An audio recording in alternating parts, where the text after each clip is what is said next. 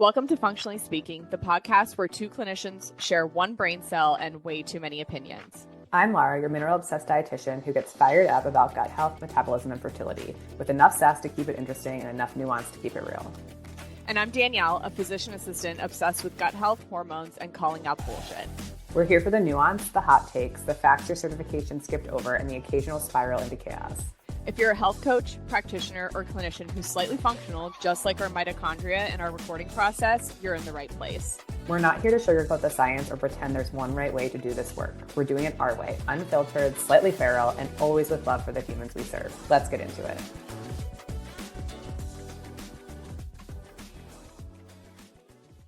All right, welcome back. I'm excited for today. Look at me like that. She's like, oh God. Welcome back to Functionally Speaking, the clinical pod that spirals responsibly. Or at least tries to. We definitely went rogue on the last episode. We don't know what's happening. We hope you do. But we are going to be talking about cold plunging today, which I feel is a very hot topic. I feel like this was never really, pun intended, I feel like it's never really cooled down. Or it's like, go away. It's such a Jad joke. It is. By the way, you can watch us on YouTube and Spotify if you didn't know that. So if you're curious about what we're doing. Yeah, you can see what our live reactions are of each other being ridiculous. Sales point. Ooh. That sounded like when the noise my dog makes when I stretch. We're so sorry, and also you're welcome. Yeah. So is cold plunging different for women? Short answer, yes. I think I was just having a conversation with a client this week of like, she is on a certain medication and she truly in her core feels like it's too high for her. But the next step down, she feels is too low. And like, she's like, why can't I get something in between? I'm like, we just have to go through some type of compounding pharmacy likely. Yeah. But like, I was like, but at the end of the day, like these dosages are likely meant for most research is done on men, right? Like we're just now getting more research on women. And so, sorry, that was like a hard left, but I just think like when we're talking about health, and Stacey Sims always says this, like women are not small men. And so we both work with the majority of our population is women. Like there are some men, but like women do respond to things differently. And I think so often women are like, but I have to make it work. Like, this is good for my health. Like, you know, square peg, round hole, square peg, round hole. And then when they don't feel good, they automatically make the assumption that they're the problem. Yeah. Medicine has also told them that they're the problem. Yeah, for a long right. time. Like, and so it's just this like ingrained in us. And so like, I've had women do varying levels of cold plunging, whether or not like I recommend it or not, just like because it's a hot thing right now. And I just think some feel great and some feel awful. And then if they feel awful, they're like, oh, it must be me. And we can talk kind of why there might be differences and why it's not necessarily good or bad. It just is. I like a lot of Stacey Sims' work. I will say, because I'm going to reference her a multitude of times. I don't blindly agree with everything that she says, which is, you know, but the woman has done some amazing research for women's health. Like, yes. No, I don't think anyone is except for some fitness bros out there who chose for some reason to attack Stacey Sims when talking about intermittent fast. Like, I was like, dude, do you even know who fucking Stacey Sims is? Like, you're not attacking like some random cortisol coach influencer, which is a whole other point. Go attack them, please. Yes. Can we diss those people? Not actually people doing the Lord's work out there. So there are differences in how, then this is what Stacey Sims talks about, is how women's bodies respond to stress because of our hormones, right? Like, we have hormone receptors on every cell of our body. Testosterone. Fuck. Testosterone. I tried to combine like progesterone and testosterone in one. New hormone. Who does? Stop it. Progesterone, testosterone, estrogen, which there's many, many forms of estrogen. But anyways, we have receptors on every cell in our body. So our hormones are affecting every cell and every organ system of our body. And women are not tiny men. You know, we have a different chromosome. We have different dominant hormones. And the way that our stress system works, it is just not meant, what it does to women's stress systems is just different than what it does to men and what we can take. I believe Stacey Sims says she doesn't really like to see women cold plunging below like 55 degrees, whereas men can tend to handle a little bit more intensity with that. I'm not usually a cycle syncing weenie. We did an episode on that. Like, Our stress system is a bit different in our luteal phase as well. So she also does some talking about how we can handle a little bit more in our follicular phase. So I think that those are all like really, really important points to consider. And I think also just the nervous system baseline of the person, because this is a stressor on your body 100%. And if you have a depleted and dysregulated human, the worst thing that they can probably do for themselves is try to cold plunge, in my opinion. I agree. I think, this is where nuanced medicine and nutrition and wellness come in, right? And like what sells on the internet is the extremes, right? Right. People want this quick fix. And if I just did this, I would feel better, right? And so I think where this whole nervous system component goes is that, like, in one sense, like, I don't know if you've seen people like put their face in water, right? Like in cold water, The bowl bowl of with cold the ice, water. yeah. And I think that's probably honestly less invasive than truly doing a full body cold plunge. Yeah. But you have to think about, like, if you're already someone who's stuck on, or your client is someone who's already stuck on, like they're in this fight or flight or freeze fawn, whatever, like their nervous system is falling into. And now you're also activating them further through a cold plunge. Just like anyone can like imagine themselves dunking in a cold pool or getting into a cold ocean, right? Like it's like a jolt, Cold. like your whole body is like, whoa. And so I just think it's important to gauge where your client is at and understand that there are some benefits, right? Like we know that Totally. it can help with mitochondrial function at the base, like at your cell base level, which like we all know mitochondria is the powerhouse of the cell. So like there are benefits, but like you have to zoom out and say, okay, but is my client sleeping at night? How is their stress? Like, are they constantly in fight or flight mode? Do they have any self-care? Like their self-care shouldn't be a cold plunge in most cases here, right? Like, and so I think it's honestly honoring that too and saying, okay, it's not to say that there aren't health benefits to cold plunging. But especially as a female who might already be burnt out, who might already be, like you said, depleted and dysregulated, my favorite combo, like, does it actually make sense? Or is it just adding to that stress bucket that we talk about? Yeah. Are you just stepping over basics right into biohacking? Are you? Reach.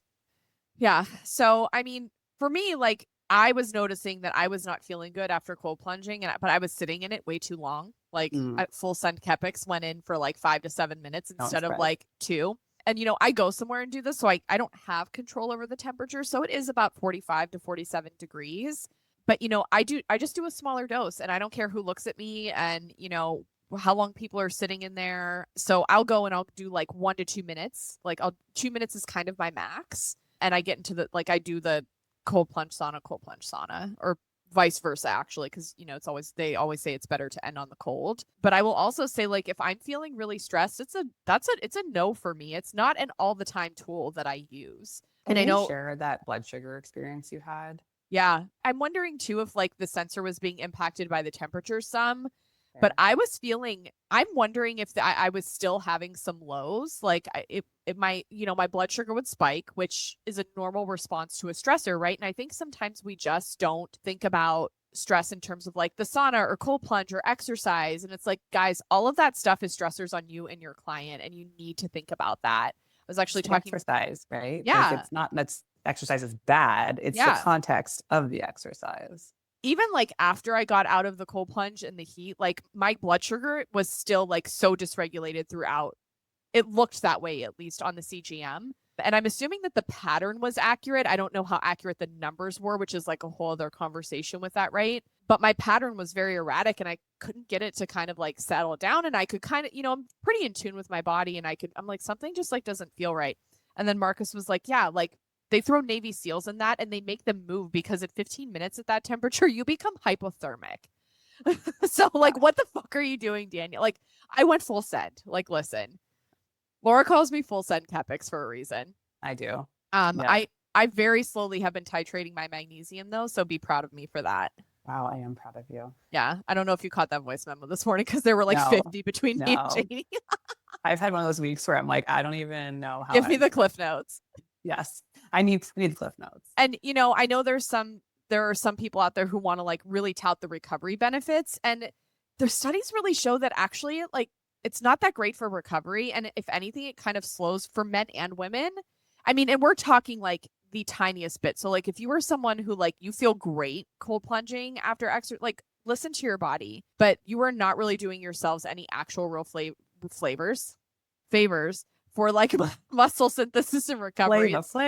Because you're suppressing inflammation and your body needs that inflammation in order to heal and to grow muscle and everything else. And so that's not really a reason, in my opinion, to be doing that as well. Well, I think, here's the problem too, is that we'll see something in like the elite athlete community, right? And then we try to transcribe it to our own lives. And like cold water immersion post competition can decrease soreness so that person can go on. Continue on. Yes.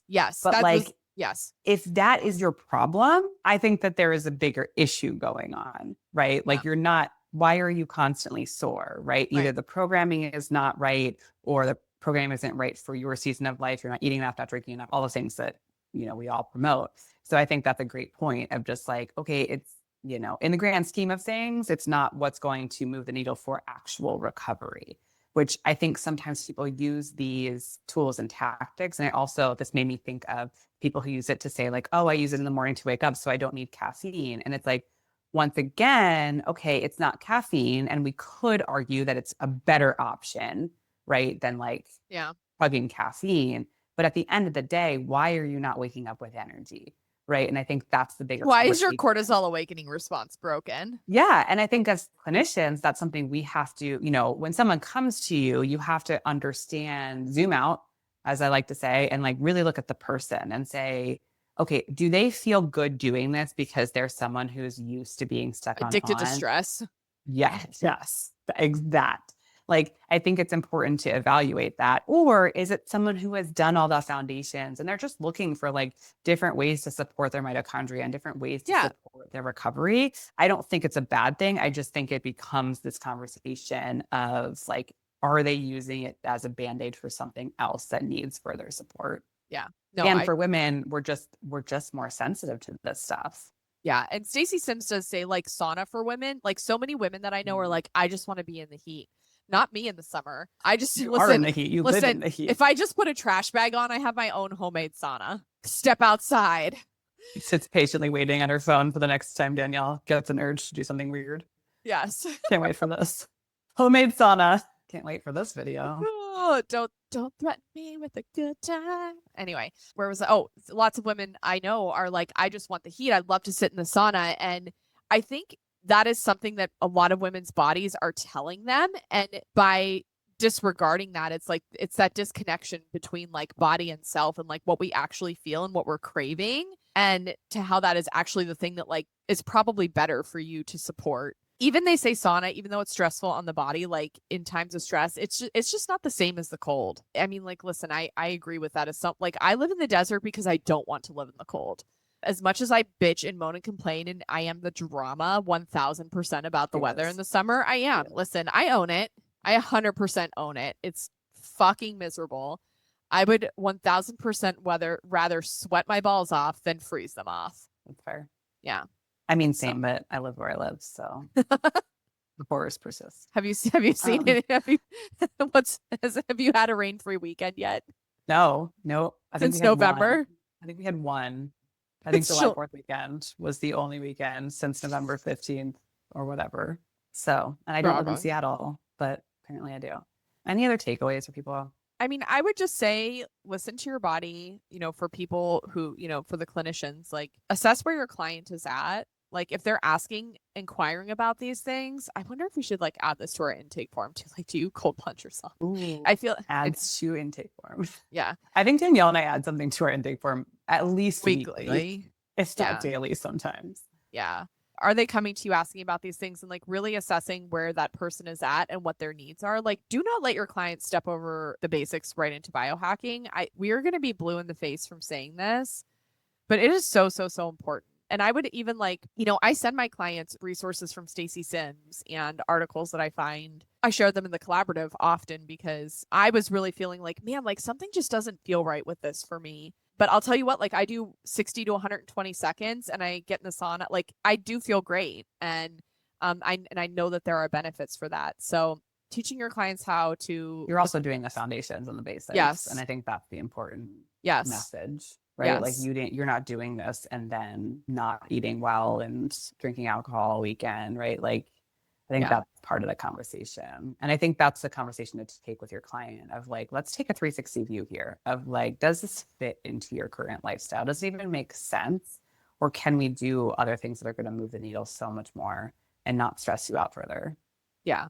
So make sure they're doing the basics. And I would just ask the questions like what temperature is the water? How long are you staying in for? Because I know for me, even like I know you hear me say this all the time. I come home from a walk at night with the dogs, it's still over 100 degrees. I get in a cold shower at night because like and not like cold, but like a cool, I would say a cool shower, because going to bed heated is like not good for you either.